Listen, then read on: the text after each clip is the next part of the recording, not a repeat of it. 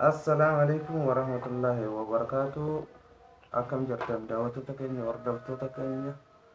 hordoftoota YouTube channel Beer Jaalalaa akkam jirtan daawwattoota keenya isiniin jechaa har'a guyyaa Iida lammaffaati guyyaa Jummataati jechuudha. Akkasumatti baga guyyaa lamadaatiin illee isiniin ga'e jenna. Guddaa galatooma ulfaadhaa. Har'a wallahi baay'ee namni keenya baay'een har'a waan nu daawwataniif subscribe like share godhaa isiniin jenna.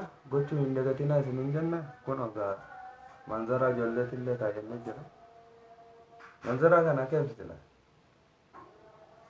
itti bareedansa akkasumatti uummata keenya kan agartee biyya adan jiran jechuudha. Uummanni keenya kun hanga ammaa bilbilee oguu gaafannee waan nyaataniis hin qaban, waan dhuganiis hin qaban, waan uffataniis hin qaban. Mee uummata kanaaf maaltu mala? Uummanni diasporaa biyya agartee Awurooppaa keessa biyyoota Ameerikaa, Kanaadaa akka Awustiraaliyaa fi Dubaayii fi agartee kan biyyoota Awurooppaa kana keessa jiran, kan biyyoota Eeshiyaa biyyuma Arabaa kana biyya guddatte keessa jiranis akka Qaatar, akka Omaan, akka Lubnaan uummanni jiran jechuudha. Mee uummata kanaaf furmaanni maaltu dhufa? Waan isin gaafachuu barbaanna. Uummata kanaaf furmaata fiduu dandeenyu itti yaaluun barbaachisaadha.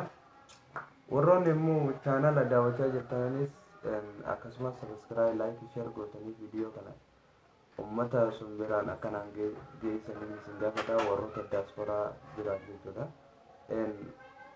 Waan kana laaftutti ilaaluu hin qabnu. Uummanni kun daa'ima keessa jira, dumartii keessa jira, warroota agartee dadhaboota warra agartee qaamni isaanii dadhabaatii keessa jira jechuudha.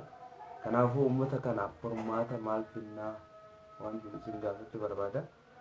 Nutillee dandeettii waan hin qabneef uummanni keenya nutillee waan dandeettii hin qabneef nutillee biyyuma sun waan jiraanneef furmaata fiduu dandeenyu tokkollee hin qabnu akka mataa kiyyaatti.